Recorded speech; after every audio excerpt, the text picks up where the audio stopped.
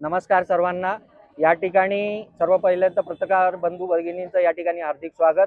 आणि या ठिकाणी आमच्या ज्या मागण्या आहेत त्या ज्या लोकांच्या जे नागरिक स्थानिक नागरिक आहेत त्यांच्या मूलभूत दैनंदिन जीवनाशी निगडीत असलेल्या ज्या समस्या आहेत त्या संदर्भातल्या आमच्या मागण्या आहेत।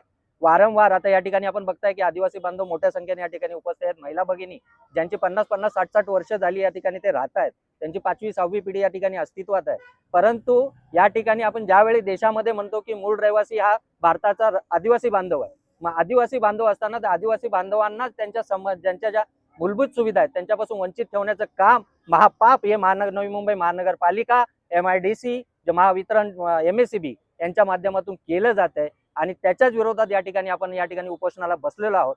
आम्ही त्या ठिकाणी वारंवार तक्रारी दिल्या, विविध नागरिकांनी दिल्या, विविध पक्षाच्या वतीने त्या ठिकाणी तक्रारी दिल्या गेल्या होत्या, विविध सामाजिक संघटनांनी त्या ठिकाणी तक्रारी दिल्या होत्या।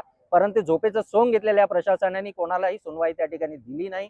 आणि त्याच कारणाने आम्ही शेवटचं पत्र त्यांना सन्माननीय आयुक्तांना 3/10 आम्ही पत्र दिलं होतं की येणाऱ्या दिवसामध्ये 10 तारखेपर्यंत आम्हाला त्यांनी वेळ द्यावा 5 ते 10 मिनिटाचं आमचं म्हणणं मांडण्यासाठी, की आम्हाला किती समस्या आहेत आमच्या तोंडून तुम्ही ऐकून घ्या।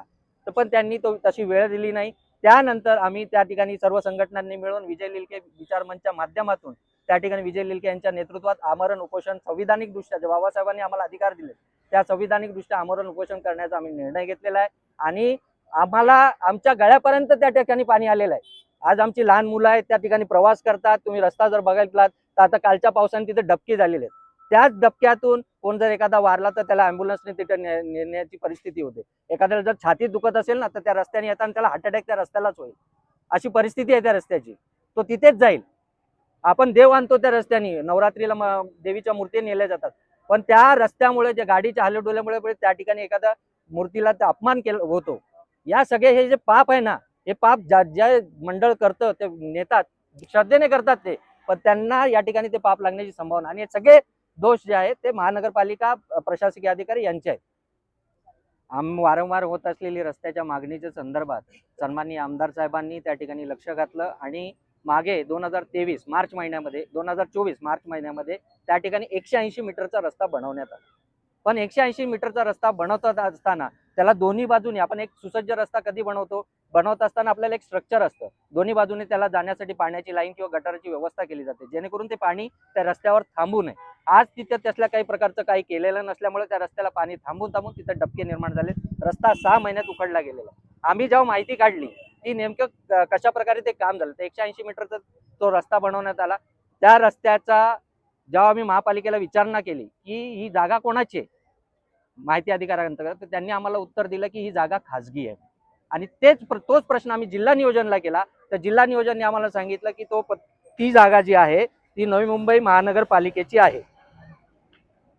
बघा याच्यामध्ये आहे सगळं, यामध्ये लिहिलेलं आहे नवी मुंबई महानगरपालिकेच्या मालकीची असल्याचे नमूद केलंय बघा ते। म्हणजे ही दिशाभूल आहे की नाही। आता जो स्थानिक जे सांगतात महानगरपालिकेला मी विचारलं ठीक आहे कोणाची जागा आहे, तर खासगी मालकाची। मग तुम्ही खासगी मालकाकडून ती जागा तुम्ही एक शासकीय निधी तिथे लावताय।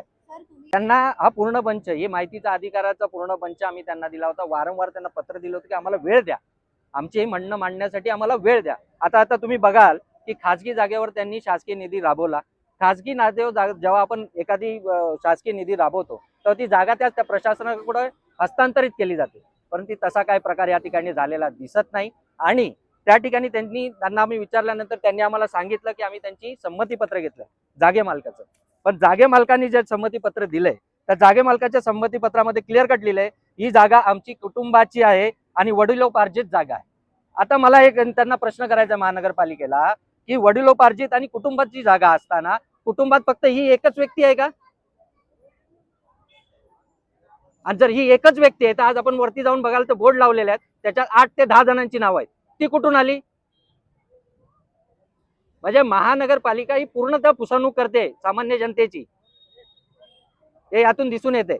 आणि त्या ठिकाणी 1 कोटीचा रस्ता त्या ठिकाणी 1 कोटी निधी त्या ठिकाणी मंजूर झाला होता इथून ते स्मशानभूमीपर्यंत, पण रस्ता बनवला गेला 180 मीटरचा, त्याला 24 लाख रुपये खर्च दाखवला गेला। आज आपण त्या रस्त्याची परिस्थिती बघाल तर 24 लाख काय 24,000 खर्च झालेला नाही, अशी परिस्थिती आहे त्या रस्त्याची।